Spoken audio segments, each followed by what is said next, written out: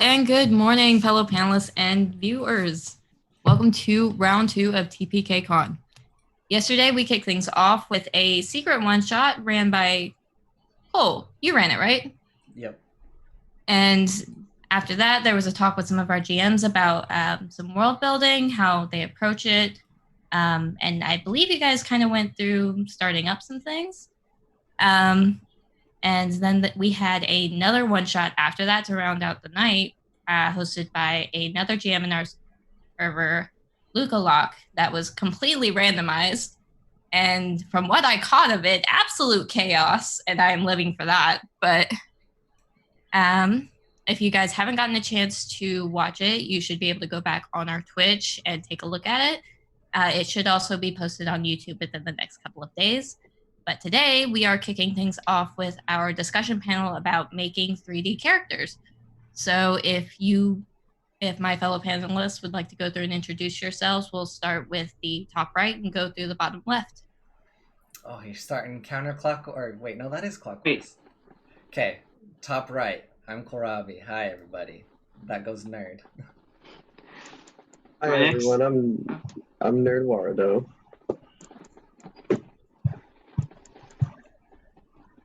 Hi everyone. I'm Kit. And I'm Osirix Franco. All right, so now that we've all gotten familiar with one another, let's kick things off with how every other campaign starts, with the question of, how do I start this shit with making a new character? The ultimate question. The ultimate question. Most definitely. So, let's start off with kind of the basis. How do you come up with your ideas or your characters, themes, concepts, stuff like that? Cool. Do we wanna go popcorn and first to raise their hand or jump in answers? Yeah, I'm good with that. Okay. However y'all want to take it. Cool. That's a bad decision. I talk way too Do fast. We need to roll initiative? Way too much. Yeah, bro. Initiative for discussion. All right, everybody roll in the server with Aubrey. I'm actually really down to roll initiative. If you go to the bot playground and you just roll exclamation point roll 1d20, right? Wait, how do you do it in Aubrey? I forgot. Oh, I did. Wow. It's You did really it. specific, isn't it? Like Aubrey. Hey man. I'll see. I see your 1, and I raise you to 2. Is it a space or all in one? Oh no. There's a space. Exclamation point roll space 1d20. Oh shit. Oh shit. oh, yeah. Y'all like crit. Hold on. Okay. Right. So I guess that means let's see what nerd rolls here. Yeah, not good. All right. All right. We have some great rolls going in this bot channel. But so I guess I will kick things off with saying how I generally approach starting my characters is identifying what type of thing I want to play. Usually that comes down to, okay, do I want to play someone who's celestial, someone who's more like Malagic, what? I had a stroke for a second there. More magic based, someone who's a little bit more of a fighter. Those are generally the core ideas that I start with, and then I move forward with, okay, what type of personality do I want this person to have? And kind of develop things going from there, developing their backstory. Okay, how did they get to this point? Identifying short-term goals, long-term goals, things like that. And just kind of overall feeling out the character. So let's go through who is next in the initiative. We have, I believe that's Kit. Yo. All right. So, typically whenever I go to start making a character, I start with media that I really like, and I kind of pick and choose from different characters that I'm really, really fond of and am obsessed with for short amounts of time. So I take little bits and pieces of their character that I absolutely adore and kind of try and take that and mix it in with what like bits and pieces of my personality to kind of come up with this new thing. And I also, sometimes I just go and I'm like, oh, I really like this power set. I wonder what kind of personality would be really cool to go with this. And so I just kind of, at that point, kind of take that idea and go and try and push it towards being a character. It doesn't always work, but I try. All right, so who's next? I believe I'm next, right? Yep. If I can count? Yeah, okay. Honestly, I think building a character, probably, depending on what your game situation is, I think talking to your DM and figuring out what the setting would be would definitely help. Because when you build a character, it would like fitting a character into a backstory or the settings or the setting story would definitely make the character more interesting, you know, having extra little tidbits of information, and then building your character off of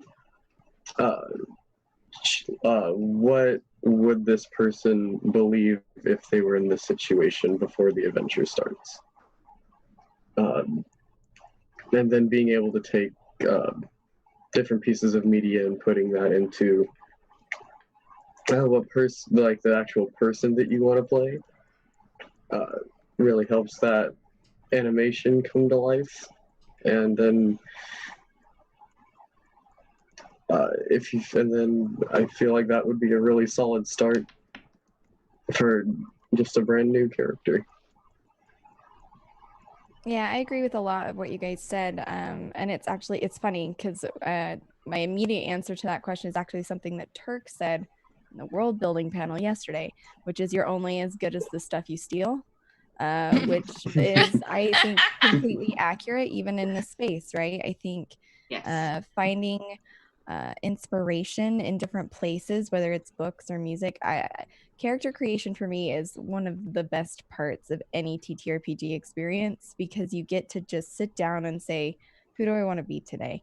And I think my initial approach to it is there's just a concept, an idea. What would it be? What happens if a grumpy old man decided that he was bored and wanted to go adventuring? What does that look like? And taking that and running with it.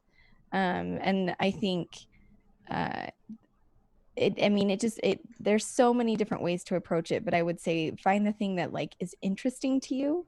Find something an idea that you're willing to kind of sit with for a long time and develop over time. Be open to it changing. But that would be my advice. Find something that sparks joy in you and roll with that. Aw, I love that. That's awesome.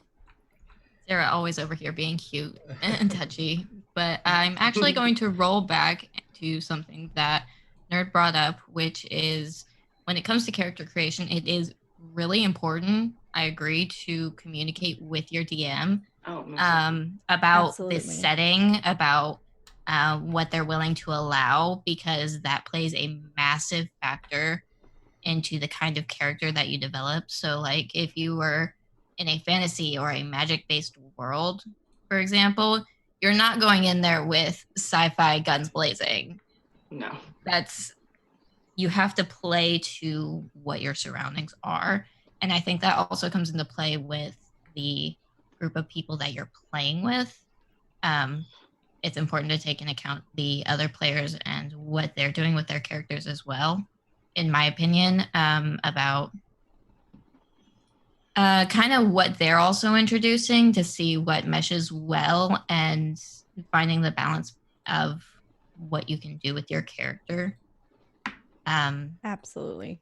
Yeah. Absolutely. I think D&D's, well, TTRPGs in general are collaborative, right? You're going to have a much better time if you're collaborating through the creative process than if you just try to create a thing in a vacuum and then force it to work in a world where it just doesn't make sense. That leads to bad, big, sad feels. Yes, all of them. And then the entire party never talks to each other the entire time. Yeah, which is why sometimes it works really well if you have like antisocial characters and then you have one that's one or two people who are really outgoing. Like Shockpoint mentioned in the chat, I have a tendency to drag him into roleplay because he plays very antisocial characters, and the character for that campaign is very empathetic. So she tends to bring people into things that they don't necessarily want to be in. So finding the balance with stuff like that also helps a lot when you're doing character creation, and when you actually go into playing in the campaign itself, because it's all about a balance game. Yes, I did call you out. Yes, because you are being called out, Sean. Ooh, pulling out the real names and everything. Ooh. Yeah, I agree a lot with what everyone said. There's a lot of different things you have to consider. And then I also take a lot of inspiration from pop culture, TVs, movies, things like that. But one thing that I find myself doing that's a little different is whenever I make a character, I kind of decide what I want to play, and then I try to find what their voice is going to be. And once I settle on what their voice is going to be, I then make what kind of character that they are. Because if I decide to be this super cool character and then I go to speak as them and it doesn't make sense, I'm just like, well, this whole thing's out the window. So when I made Echo, I was like, well, I want to play this artificer that does this. And then I was looking for the voice. And so I was watching The Boys and I was like, there it is. It's Frenchie. And then so now Echo is Echo. So... And would you, Cole? So this is a question. Do you do that with every character? Is it just for you? Is it a hunt for the voice? Yeah, I have to make a decision if I'm doing a voice or more of just a personality. And then if I do a voice, it kind of shapes the entire character and how they act. Like Click Clack is because I was just messing around and messing with voices, and then he has this really weird, slow, deep, I don't even know what to call it. Amazing. The word that you're looking for is amazing. So that just became him as a character. And when I first thought of Echo, I thought he was going to be some really high-strung, like nerdy, like almost Dexter character, but I just couldn't get the voice right, so I had it like completely changed. Isn't that funny? You set out to be, this is going to be my character, and then as you start playing, you realize that makes no goddamn sense, and you have to pivot and go in a completely different direction. Oh, most definitely. That's a lot of things that happens with characters, though, is you'll start with something and an idea with something, and then it just completely changes.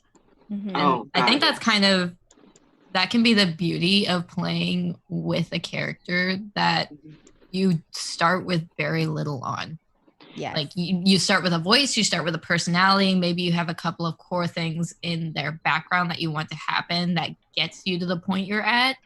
But developing it as you go is also a very valid thing. I think your voice thing is really interesting, Cole, because doing that actually can play a lot into their culture and how they view things. So like Echo is French, right? He has a French accent. Yep. So that plays a lot into their culture and their background. And that can also factor into the race's culture as well, depending on what you're doing with it. And how their background is, how they're raised. So that's actually a really interesting take on it. Yeah. So, and I might be reading way too much into it, but no, you're right. Because Tony always gives me a hard time. He's like, "You're just speaking common," and I'm like, "No, Echo speaks French, not common." And he's like, "But it's common." And I'm like, "No, it's not. It's French." No. He understands common, but it's French. Yes. He speaks French common. But no, that actually, funny enough, brings up one of my favorite characters that I've recently kind of been working on. Megan actually knows this character, Vivian from that one game that we were in. Mm-hmm. Originally, she wasn't supposed to have a Southern accent. I was just really tired after work, and so I just automatically slipped right back into my customer service voice, and that is what ended up being her kind of overall thing, and that's why I kind of ended up going with the tone that I did, because it's like just very much just, hi, how are you, how can I help you kind of thing. So that's gonna kind of bring up another question that we've got going here is you also brought up beforehand putting bits of yourself in your characters. So that makes me kind of curious about what everyone's viewpoints are about essentially doing self-insert characters or characters that are very much like yourself when you're going into a D&D setting. Are we just popcorning now? Because I have strong feelings about this one. So well, you're next in the initiative. No, you're not next in the initiative. So I guess we can just popcorn. So I'm very curious. I'll answer it really quickly so everyone else can. I feel in some way almost every single person, all of their characters have some fashion of themselves in them. It's like really hard to avoid. But I think specifically the way that I create characters are almost as like therapy. Like my characters get out certain feelings I have about the world or like experiences that I've had or things like that. So I've done it before in the Discord where I've broken down like what each character is as a part of my personality. So it's really interesting if you ever want to do that thought experiment, I guess, and try to place your characters to what emotion specifically they represent for you. I think it's really cool. Yeah, that brought up something that I remember hearing. I'm going to steal this from Brennan Lee Mulligan, who stole it from a philosopher. I can't remember what the philosopher's name was, but the saying is, you are a light and your character is a glass pane. So no matter what character you're using, no matter what colored glass you're shining through, it's still the same light source, just altered slightly. That is pretty great. Yeah, I enjoyed that a lot. Nerd coming with a poetic. I'm really it's sad that I missed mine. That. I'm stealing, so. But yeah, I love that saying just because because then it kind of makes you feel like it's okay to make a character that's similar to you because it's always going to be somewhat similar to you. And I think, full self-inserts would honestly, depending on if the player's new, that might be what works for them and gets them into the game. So self-inserts I'm all for them. Just as long as it's not constant, because having the same character in multiple campaigns is, at least for me, gets a little boring with both for me and having them at the table as another person. But okay. I think they're definitely useful. Yeah, I'll just hop in really quick. I completely echo Cole and Nerd's comments. I think because it's a creative process, you can't fully remove yourself. Like you're putting pieces of yourself. Like you're the driving force. So there's always going to be the influence of your own personality in some way. I mean, maybe not, but for me personally, in my own characters, I've often been surprised at where they come from. For example, in Lukalok's Curse of Strahd, my character Beery she was completely random. It was all based on roles, her feats, her ideals, everything. And I was like, I've got this mess of a character that I now have to go role play, but I don't have any connection to these things because they were all random. They were just, came out of nowhere.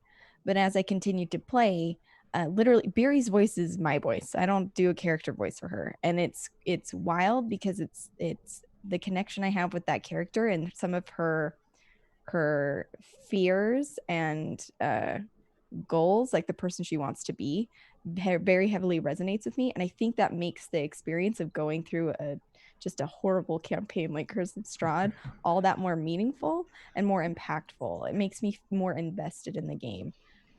That being said, I also think trying to play someone who's the opposite of you, that doesn't have any of your personal traits, is fantastic as well.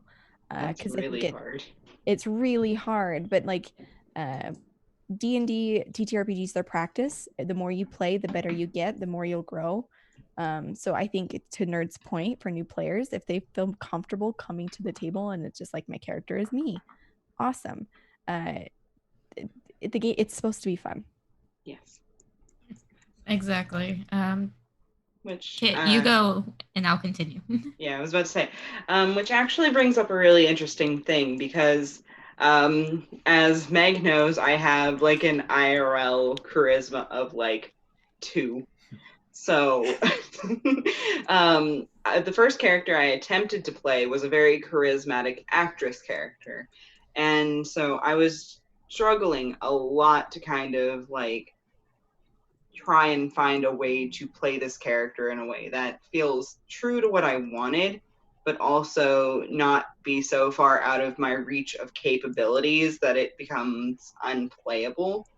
So at some point I stopped focusing so much on like that particular portion of her and started more focusing in on her need for like people to like approve of her, to kind of like, she strives for people's like attention and them being like, yes, you're doing good, you're fine, you're doing great. And so I was like, that very much kind of like harpens back to like an insecurity that I have, and it's really nice to have like sort of like those inner little nuggets of goodness that you just kind of put into the character.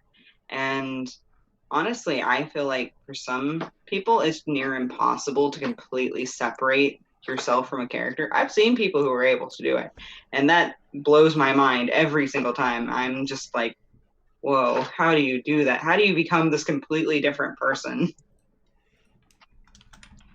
Because I can't do it. So I personally think that if you want to be your own person, or if you want to go into a game and just play as you, hey, as long as it's fun for everyone at the table, I don't see a problem with that. Yeah, I absolutely believe, especially if you are being introduced to D&D, if your first character is just a variation of yourself, I think that's completely fine. For an example of this, when my very first D&D character, when I was actually introduced to the group that I started playing with, and have been playing with for the last 3 or 4 years, I believe. She was very reserved, very quiet, and that's pretty much how I was at the start of the game. And then over the course of the game, she became more outgoing and she got more involved with things, which is pretty much how I ended up getting into D&D. And she was a very good starting point. And there's mechanics in the game games that you can use to help you get introduced to things like that.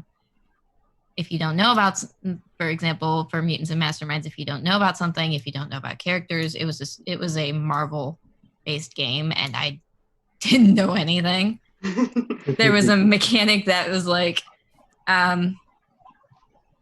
if you originally meet this person, you can roll, and if you roll well, then you get information about that person. Was like, okay, well, that works very well for me, who knows absolutely nothing. Yes, but that's amazing. And that's kind of my example on how you can really use that to your advantage and use coming into this as a brand new player, and say that it's totally fine if you want to just play yourself as an introduction and then branch out and do different things, which I believe people have their own methods. You do you. I believe that is a great way to get introduced to it. But that also starts to lead into, like what Nerd said, is if you're playing the same thing all the time, it does get very stagnant and it's really hard to keep your inspiration, keep enjoying playing that kind of thing. So that brings up questions like, okay, how do you differentiate yourself from your character? How do you play something new? How do you, for example, I lost my train of thought. It's the morning. So this is way too early for me, but cheers to that. so let's just go ahead and roll with the question of how do you differentiate yourself enough from a character to play something new, to play something that's outside your box.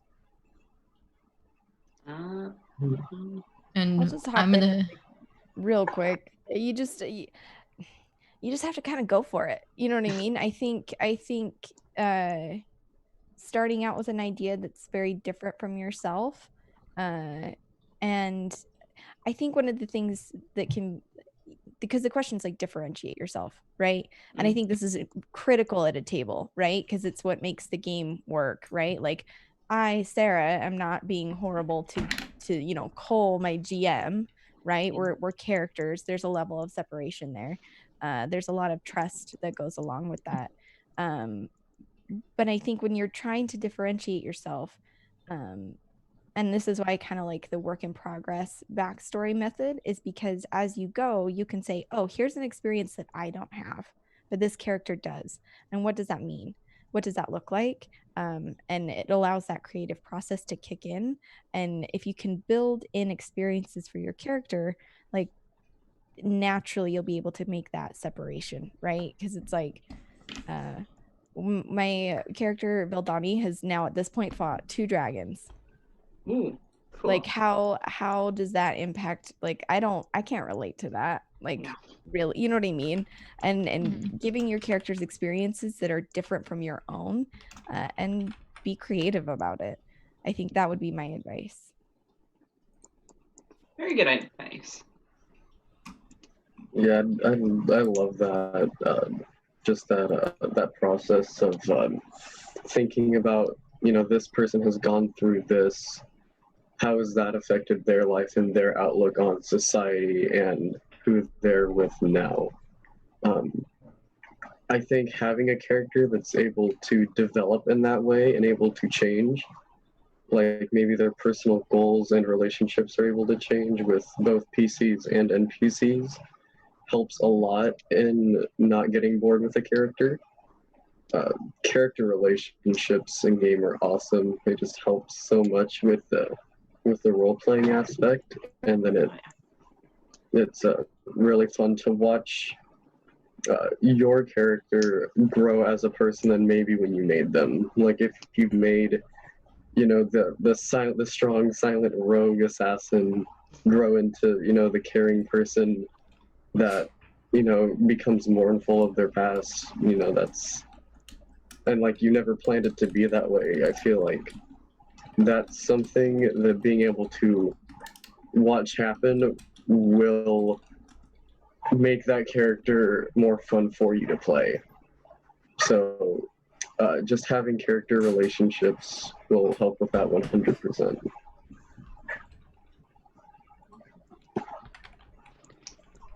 Cool. Kit, do you have anything to add to this before I continue?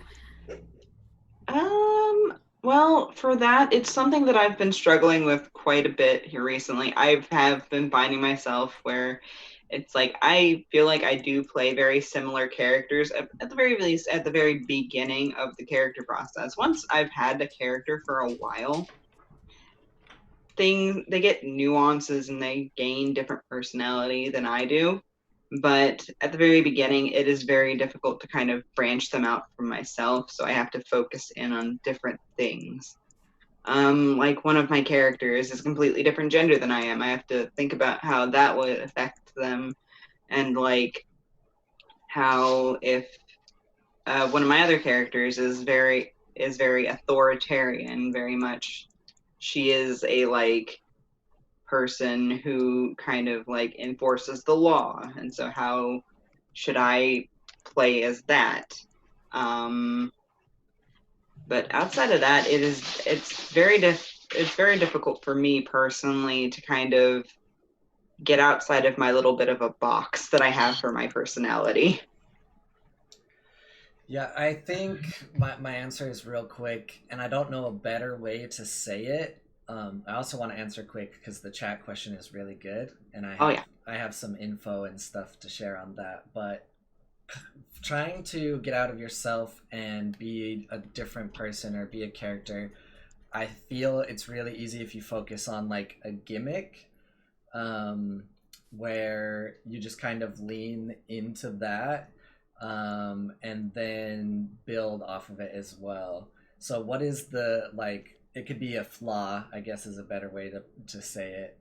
What is that about your character, and kind of just feel around in that zone.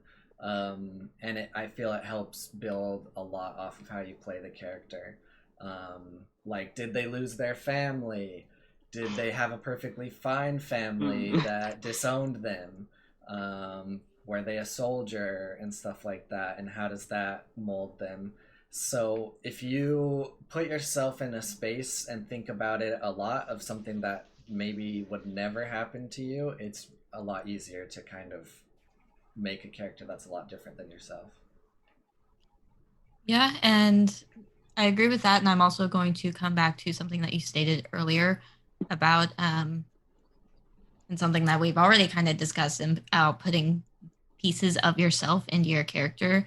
My advice for branching out and doing different things is essentially pick one or two things that you strongly identify with, something that you relate to as a person, and then have a couple of other things that you either know nothing about or want to explore.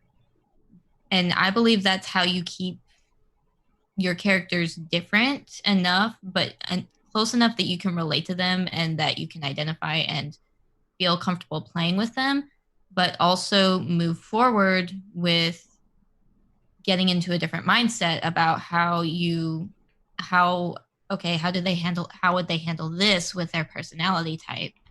How would they approach this situation? And that's kind of the way that you can also keep them from getting stagnant, from getting stale, and avoiding burnout. I try to do that with every character that I make, is to put in a couple of facets of myself that I identify with. Okay, maybe this person's really nerdy, or they're really into art. Maybe they struggle with some kind of mental illness, or and then pick something that I don't know completely, just at all. So that's kind of what I'm doing a lot with D&D, the system specifically, because I'm not as familiar with that system. So every character so far, I've done a different class and I've done a different race, and exploring that. But we're gonna just really quick, I love that, because you're building dynamic characters, right? Like, that's the real challenge, is to build multifaceted, layered characters. And so adding pieces that you know and the pieces you're uncomfortable with naturally lend themselves to just a more varied experience. I just really like that. And even then, if it's something that you can identify with, there are different ways to approach it. Not every person handles what you do the same way. And I'm going to use a disability of my own as an example, and I'm going to continue that into the question that was introduced in chat. Something that I personally struggle with is some mental illnesses. I'm going to name one of them as just PTSD. I handle it differently from somebody who, for example, is perhaps a little more angry, a little more brash. Mine tends to make me very quiet and kind of reserved. Other people lash out. So exploring that kind of facet as well is also another way that you can get familiar with, lost my train of thought again. That's the ADD talking, but I feel that. With branching out with personality types, because you have to think about how that person with a different personality would react to the same kind of thing that maybe you're going through. And I'm going to continue this discussion about introducing flaws and disabilities with the question in chat. For example, thank you, Comrade Crash, for this, because it is fantastic. Oh, yeah. and I will read it aloud. So Comrade Crash said, say you want to play a character that has a disability, like using a wheelchair. Would you do research or would it be insensitive to role play? So I'm going to start it with my opinion on it, is that I absolutely believe that when you're introducing a disability or something that could play a factor, such as different races, different sexuality, things like that, I do believe that you should do your research, and just so that you can feel like you are representing correctly. There's different ways to represent, but I do believe research is very important. Setting is also very important. If you're in a fantasy world, using something like a wheelchair could be possible, but that's definitely a world building thing. And that's just an example. But I don't believe it's insensitive to role play. If anything, if you're doing your research and you're communicating with people, that could actually help you broaden your scope of things and help you get into a position where you understand where these people who have disabilities, who are minorities, are coming from. That is definitely a way to broaden your horizon, in my opinion. Yeah. So as I said, I have pretty strong opinions about this. I think 100% it's something that you can do. It just all depends on how you approach it. Specific to wheelchairs, there's actually a DM who made a great combat wheelchair. So I'm gonna link that real quick for you to check out. That's by @Mustangs Art on Twitter. And I think the most important thing to remember is if you're playing a character that doesn't have a disability that you personally have, to just make sure that you represent it correctly and respectfully. You need to make sure that your character doesn't become the joke of the campaign. It's not something that's just used for comedy or, something they poke fun at. There's tons of people that have all sorts of different kind of disabilities, and they're just normal people. They most often don't want to be treated crazy different. I'll use an example that I'm really familiar with. My girlfriend is actually a therapist for kids on the spectrum, so kids with autism, and her niece actually has autism. So it's something that is, really, really close to my life, and representation matters. So just make sure, I'm gonna get all emotional. Just make sure that you're being respectful and it's not something that just becomes, a joke or something to make light of a person in a campaign. Exactly. It's a really fine line you have to balance, because you don't want it to be the entirety of the character, because like Cole said, they are normal people. We are all normal people, regardless of whatever disability or whatever we've got going on. But it is not the entirety of them. Yeah, I think respect is like the huge piece there, right? It's making sure, yes. And there's a level, and this goes, I think, to Meg's initial point. Whether it's a disability or a sexual orientation or a different race or a person of color, whatever it is, making sure like you are, because like I'm mostly I'm a white woman, you know what I mean? Like it's me going out and even playing a man, like my perspective isn't the same, and making sure that I try to understand where that's coming from and then broadening that horizon. Also, like, don't expect you to get everything right off the bat. Be open to learning, because like I think when you open up and you're saying you're going to play something that exists in real life that's out of your personal experience, probably not going to get it like 100% right the first time. Don't take that personally. Don't take that as like you've done a bad thing. Take it as an opportunity to grow and learn and be better, because I think it's all an exercise in empathy, right? And so I think Cole and Meg already made these points, but it gives you an opportunity to learn more about something that's not your own experience, but it's critical that you that you represent it with the respect that it deserves.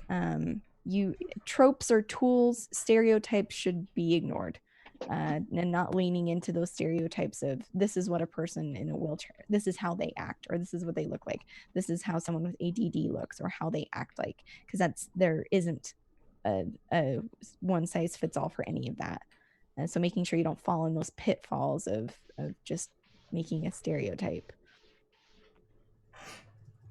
I love everything that everyone said. I don't think I could say much more to add other than it's important that that things like mental illness and physical disabilities get represented properly, because okay, bye. Okay, bye. Sorry, my mom's talking to me. But yeah, it's important that they get represented correctly and with care, because there's already enough hate in the world, and if somebody looks at a game where people are making fun of another group of people that can't control what's going on, that's just adding more hate to what already exists. And as we talked about earlier, role-playing games are collaborative, not competitive and destructive. So 100% it needs to be handled with care.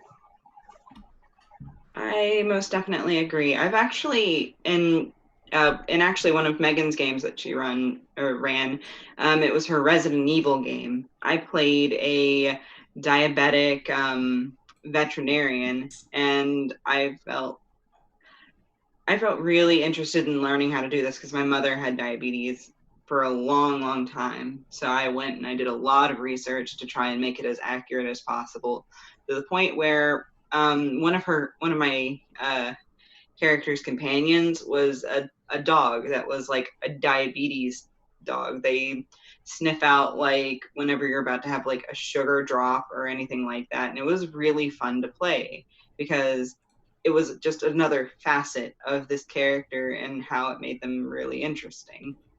And it's nice to see these different things kind of being brought up into a game. It feels like it makes it more real almost, if it is treated properly and explored as it should be. Also, just in case everyone was wondering why I kept looking off screen, this little girl decided she wanted to scratch at the wall, so she is joining me on the bed.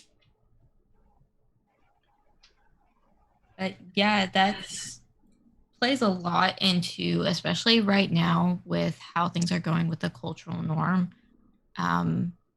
We've got, and I'm going to name it, we've got the Black Lives Matter movement going really strong right now, as it should. But that's me bringing my political beliefs into things. I'm going to step back. But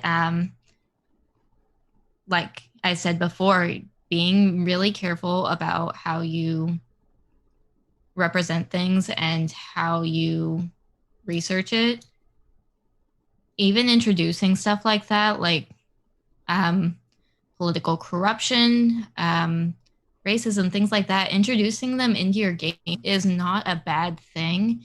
It makes it more real. And like I said before, it definitely can broaden your horizons by putting yourself into the shoes of somebody who has a disability, who's somebody who is a minority, and it helps create empathy. That my personal belief, I think we all kind of agreed on that, is that it helps a lot. Yeah, I mean, it's all good stuff. So we have about 10 minutes left, depending on what you want to do, Meg, with any last chat questions or any very, very important specific questions you had on your document. We can go a little over if you need. I built in a little more of a buffer than previously, but I know you do have to work, so. So I am actually good to hold out until about 11:30, 11:45 if you guys want to keep going. I'm fine with going. I just have to be gone by noon. Eastern, so Yeah, we can probably go like 15 minutes over and be safe. Okay, cool. So then, chat, do you guys have any other questions for us that we can address? Great questions, though, guys. That's awesome. Yeah, I have to give Sarah a little bit of a break before I make her do another panel. I'm being bored. Yeah, I'm a last prisoner. minute. Help! I'm blinking SOS in the chat. Yeah, I have a good question for everybody, if you'll allow me. Yeah, let's go. What is your favorite character you've ever played, and why? Oh, that's really hard. That's so hard. I love asking the hard questions. I got you. Yeah, Okay. go first. So right now, my favorite character and the character who has honestly gotten the most development in her time frame, both in and out of character, has got to be Lydia. I've been playing her a lot recently in the game that she is in. We have multiple characters for that game, so we bounce back and forth depending on the situation. But she is a undead witch, essentially. That's the core basis of her, and she has been my favorite because when she started originally in a different campaign that merged into this campaign about 3 years ago. 3 years ago. She was very bare bones. She was a cutout kind of character. She, like I said earlier, I came into this with a couple of core ideas for her and some things that I identified with. She was studious. She was very curious. Mommy issues, but full-blown abandonment issues. But she went through a lot. And over the course of about 20,000 years, most of that being off screen, but she ended up developing into a character that had a lot of respect for power and a lot of respect for the balance of life itself and how time progresses, because that was part of it. She ended up having to go through different timelines twice. So she learned how to be mindful of that, and coming into her own in recent months, she developed in a way that she was not able to. She got to experience life. She got to learn new things, and she became a very wise and studious person. And she has been my favorite because of that, just because of how she developed over the course of the last few years. It sounds super awesome to play a character like that. Oh, it was. Oh, it's chaos. I love Lydia. She is awesome. I think right now, probably my favorite character to play is one that I'm doing with another group that streams. His name is Taryn Harris. And he is basically both the best and worst parts of me cranked up to maximum and just put into a tiefling cleric. So that it symbolizes the both the dark and the light. And he's had a lot of it's a very what's the term, light switch. It's very easy for him to get set off one way or the other, and I feel like that's a very cathartic feeling to be able to let a lot of negative emotion and a lot of positive emotion out all at once. And then he, as a character, has also developed and began to I guess, be able to combine those different feelings. You know, and I think that's so cool to be able to have that drastic difference and then slowly be able to watch it get tuned down. It just feels super awesome playing him. And to be honest, I haven't played that many characters. I think I've played like 3. So, but definitely him, Taryn Harris, the Tiefling player.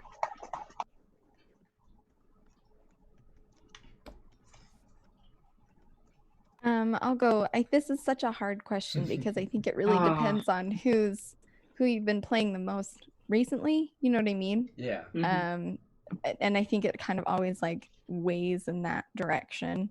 I have several characters all varying on like chaotic energy to more normal vibes, so it's hard to choose. But I think right now, Veldani Hunt, my character in The Harpers, has been just a lot of fun to develop and build out. I think she's a very inquisitive character who has found herself in a place that she never thought she would. Her ambitions were very I don't want to say small, but they were very different than what's panned out. She didn't see herself trying to stop a potentially world-ending event. She fully intended to just, go out, find some ruins and hang out there and learn about ending events that had already happened, not necessarily be a part of one. And so that's been really fun to put a character in a space where they're not really sure of themselves, right? And because I think as like a real life person, especially like in #2020, it's hard to not know what's going on or feel like you have any control or any of that. So being able to kind of vent some of those anxieties through a character who's literally like, I guess we just do the best we can, has been really fun. And she's a sweetheart. And who doesn't love playing just a sweetheart? You know what I mean? Yeah, I know. These are like the best kinds. I think it's your turn, kid. Yep. Huh? Oh, just me? Oh, crap. Yeah. You can't get away from the question. Been singled out. Okay, so I was debating while all of you guys are talking on which character, because I've had a lot of characters over the last 4 or 5 years, and it's really hard to kind of narrow it down to just one out of like 30 different characters, which one is your all-time favorite. But if I have to pick, it's actually one of my more recent ones. It's actually it's one of the characters from the game that I mentioned earlier, with Vivian in it. It's my other character from that game. His name is Zhenantia or Zhongli, depending on who he's talking to. He is a gravity monk, and he is one of my favorite characters because he's just been through so much crap. He's like, backstory wise, he's been exiled from his home kingdom because he has magic, and that's not a thing that's allowed in that particular kingdom.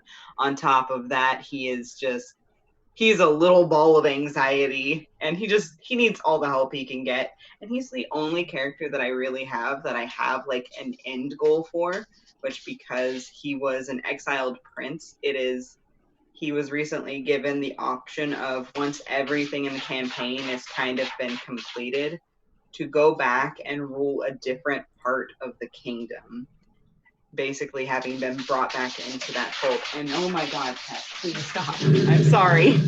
I'm so sorry, guys, about all of that. It's okay. At the start, my dog was also giving me trouble. That's why I was like, hold on a second. Yeah. She ran back in whenever my niece came in during the midway point of the stream. But yeah, I absolutely love him as a character, and he is just like, he is one of my favorites. Like I said, it's really hard to pinpoint, and oh my god, I'm sorry. All right. So yeah, we have about another 15 minutes, Meg, however you want to. Last questions or anything. Okay, let's see. We've answered basically all of the ones that I thought we weren't going to get through. Ooh, and it was like right on time too. I say y'all were on the ball. I am proud. Okay. Let's see. This is only like my 6th rodeo, so. Only your Only 6? 6. We've got our answers down. They're memorized. They're scripted. I could write down what I said word for word. Yep. Okay. Hopefully everyone has their script. Yeah, if we don't have a question for chat, or Meg, if you don't have a question, one of the things I'm curious about, when like building a character from a more of like the mechanical perspective, and we can do D&D because I think that's the system we universally play, or have played. Do you prefer like the point buy-in system, or do you do random rolls? And how do you personally account for like negative modifiers in your character creation? Does that play a factor? Does it not? How do you balance mechanics with that role-playing piece? You thought my question was hard. I don't think I heard the whole question. I'm sorry. So basically, how do you balance like your stats in D&D with your role-playing experience? What's your approach? Because I'm very curious. No, So that... Yeah, go for it. You can go, Meg. No. Yeah. You're on point. Go. Okay. I think it would be interesting to, like, let's take a cleric, for example. If you just rolled your stats for a cleric and you end up having like a really bad charisma, but you ended up envisioning this character as very charismatic, and the dice just decided not to let you do that. Have fun with it. Let it be a character that tries to be really good with people and then isn't able to because, you have negative modifiers. But let that be kind of a comedic point in the story. So that where your character was supposed to be strong, literally strong in that area, make it to where they're strong in letting the people at the table have fun. Yeah, this one I have a hard time with, and I've been trying to get better at it. I always roll my stats. I've never really done standard array or point buy or anything like that. So one of my earlier characters in the Harpers, Duncan, the way I got around that is Duncan thought he was good at everything. So even if he wasn't good at a certain skill, he would say he was, and then he would roll and fail. Which feed the narcissism.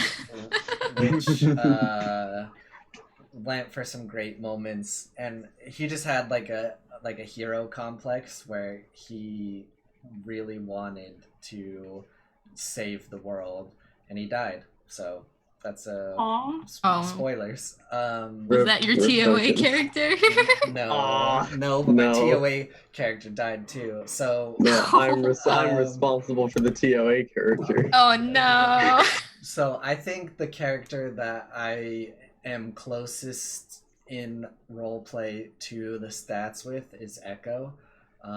He's a little easier because he has pretty good stats for the most part, and his basic high stat is that he's really learned when it comes to like books and schooling and whatnot, but not so much life experience. So he might be able to tell you how to make this exact thing, but then he might make a terrible decision in the real world about like what to do in a situation. So it is really hard for me. I feel most people focus on one or two stats, and I think that's just common. Right. Min-maxing's a thing, Yeah. right? It's really hard to role play perfectly to the stats you get for every single thing. So if someone is really good at perfectly role playing exactly to their stats, then I bow to them. But I tend to usually just like that is a godly person. Yes. I focus on like 2 or 3 max. Like if I'm really intelligent, then that's kind of like the main focus. And maybe they have really bad decks, so they're kind of, fumbling things up. And then after that, I'm like, they're wishy-washy on everything else. Yeah.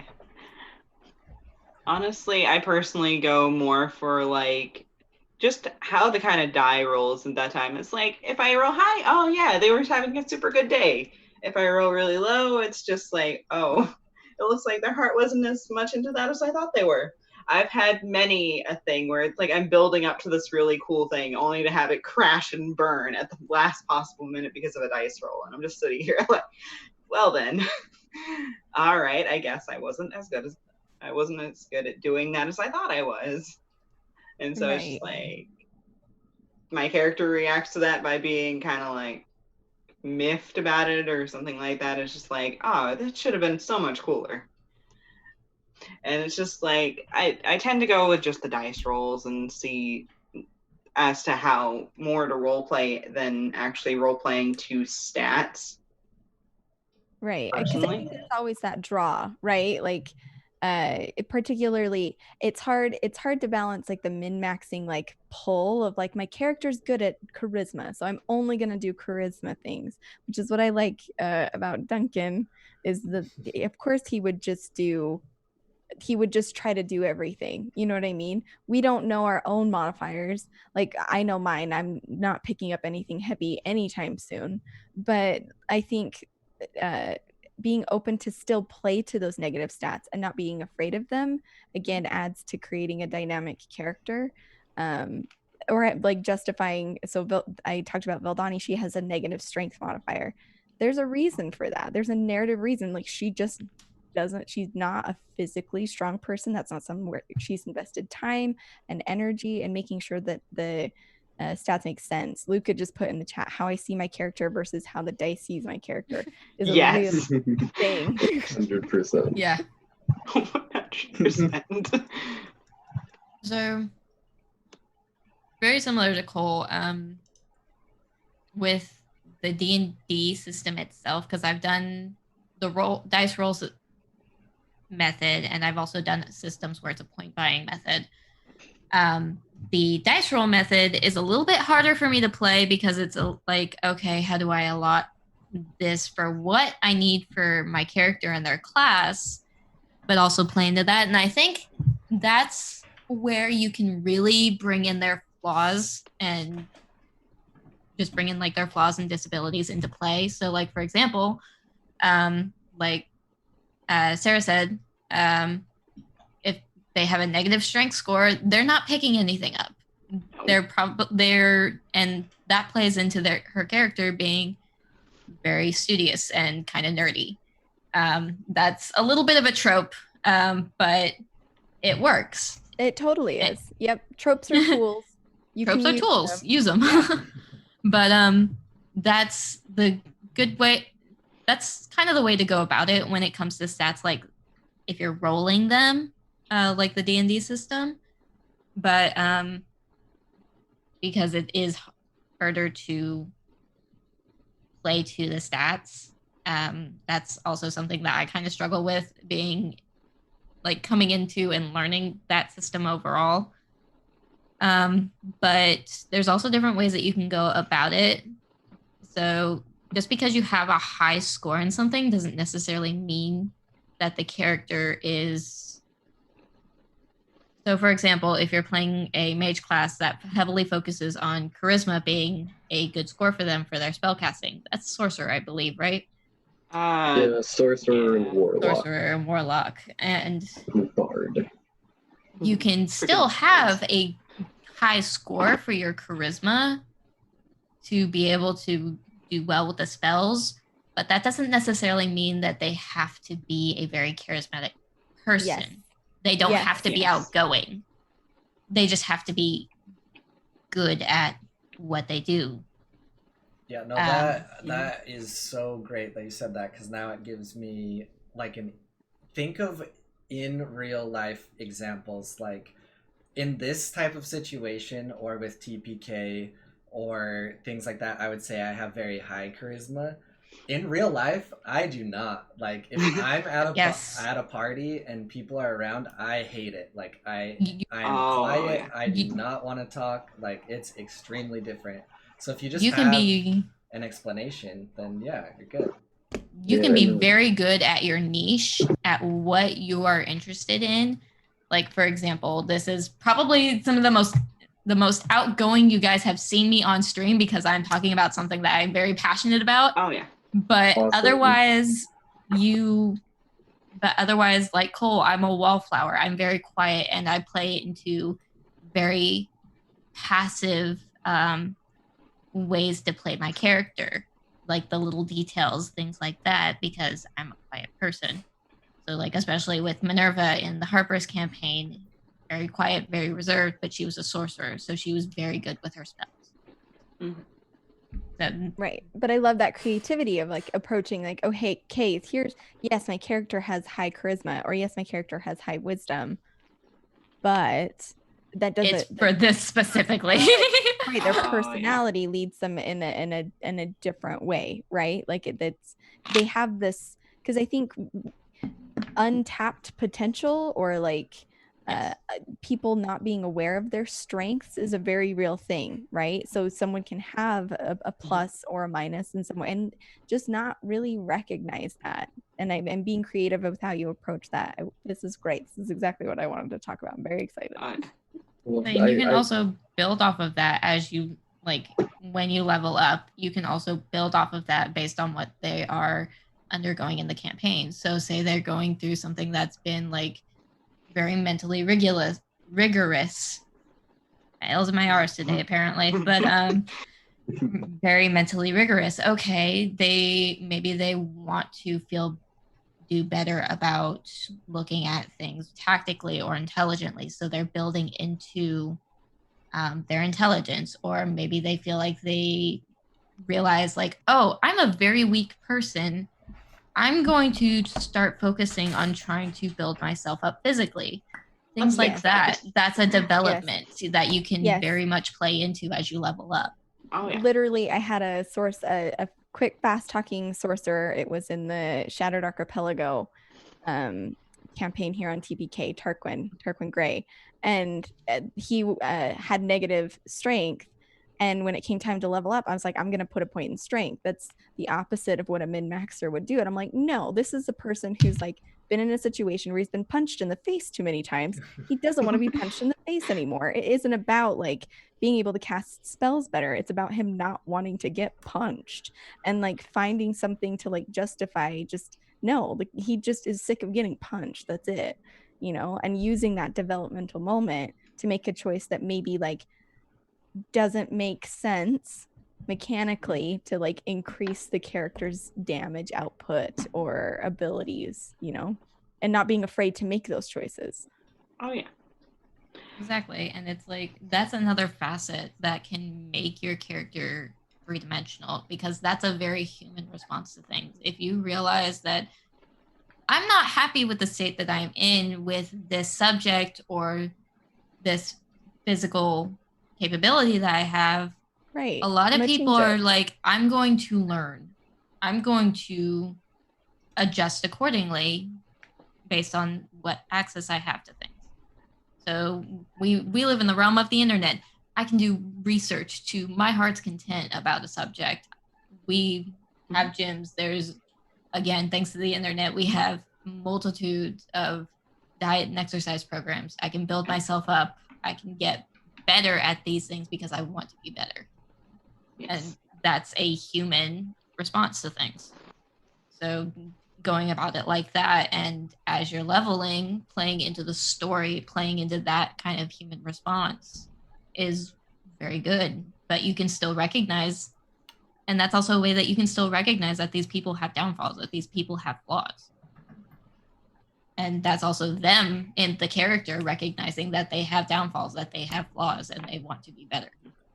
that's a development. Or they can just go in the complete opposite direction, like Cole's characters, and be like, I have the hero complex and I'm not doing anything because I'm the best. Listen, it wasn't narcissism. I love it. I said hero complex, okay? He just didn't want to lose anyone ever again. Instead, he lost everyone and himself. Okay, thanks for rounding this out with making us all sad.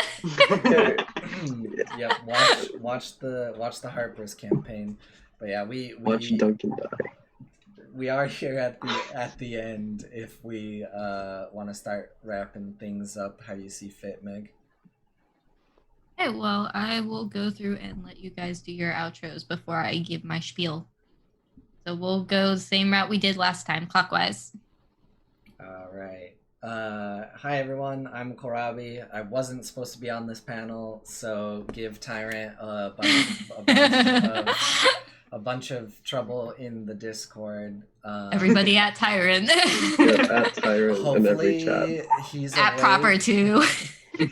Hopefully he's awake in like an hour. So this is day 2 of TPKCon. We have more stuff coming. In about an hour and 15 minutes, we're going to do another panel talking about just a nebulous of things. And so an especially good panel if you want to figure out how we do what we do and ask those kind of questions. It would be great to come to that one.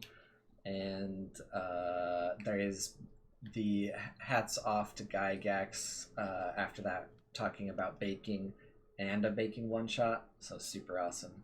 That's cool. Thanks, Meg, for hosting this. This was thank you, Meg. Great conversation. Thanks, Meg. Thank you so much. This is awesome. That leaves Nerd next. Yep. I am NerdWarudo. Yeah, I had an awesome time doing this, guys. Make sure you all stay and check out the stuff that's coming up for TPKCon and check out all the other awesome content we put out with Harper's Tomb of Annihilation. And what else do we have going on right now? So much. We have so much. So yeah, we have so much stuff. You just hit the exclamation point schedule and you'll be blown away. Yeah, check out what we have going on. Yeah, had a great time for this hour and 15 minutes. Thanks guys. All right, I'm Kit, and like they said, check out everything that TPK is doing. There's a lot of great stuff out there. I had a great time. I haven't really had a chance to do much like this before, so this was really fun for me. I want to try and do more stuff like this in the future. Thanks for having me on the panel. Hi, I'm Osarix Franco. You can find me at Twitch and Twitter at Osarix Franco, though I'm mostly on TPK than my own Twitch channel these days. It's just the way that it is. I DM a monthly campaign, The Bard's Refrain, on TPK. You can check out our next session October 10th. It might be spooky, it might be not. Who knows? It's that time of year. The Harper's, Tomb of Annihilation, all the other one-shots. Thank you so much to Meg for putting it together. This was phenomenal. Nerd, Kit, Cole, it was so wonderful to talk to you guys about characters. Chat, thanks for hanging out, asking some good questions. Love to see it. It's been really great. So thanks for having me.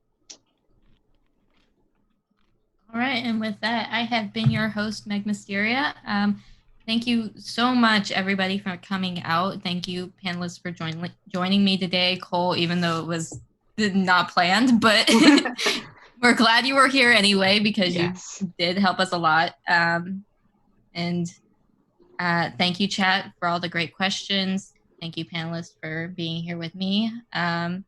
This has been awesome. And if you guys want to see more content like this, please let us know. I will happily come back and talk your ear off. But yes, if you guys liked the mug I was using, our official TPK Roleplay mug, we do have that and some other merch on our Redbubble account, just TPK Roleplay. It's got the logo. We've got some other things. We just released a new design. That was Be a Terror, I believe. So be sure to check that out if you guys are interested in purchasing anything. That does help fund our channel. But overall, it has been a pleasure with talking with you guys. Catch us coming up in the next weeks with our other campaigns such as Harper's. Do we have COA next week? Next week is this upcoming TOA, Tuesday. right? Yep, this Tuesday, and I have to introduce a new character. Good luck with that. Sorry, Have fun. Do they happen to be musically inclined? No! Listen, okay. To get me to play a bard, something big has to happen. That's all I'm gonna Something say. big? Uh-oh. Okay, Cole, I'm gonna hit you up, man. Yes. I'm playing a very cool character, I'll say that. And the voice might be terrible, it might be great. Here's hoping this panel has helped you with coming up with some ideas. But no, I literally wrote down one of the things we talked about to come back to remember, so it was really good. Oh, what was it? Awesome. I wrote, explain stats in a way that makes sense to the character. High charisma can mean many different things. Oh, Neat. great. I said something that was helpful. Yay. But yeah, But we'll be back yeah. in an hour and 9 minutes. Yeah. Like I said, at any of us, if you guys have more questions about this, I'm sure they'll be happy to talk about it in the next panel. Stick around for the coming weeks for what's to come. I know in October we are going to be doing some spooky things, so be here for that. Where I will Spooky. so much spooky. I will be GMing for the first time with this server. I'm excited, but All right. and I think we are good to go.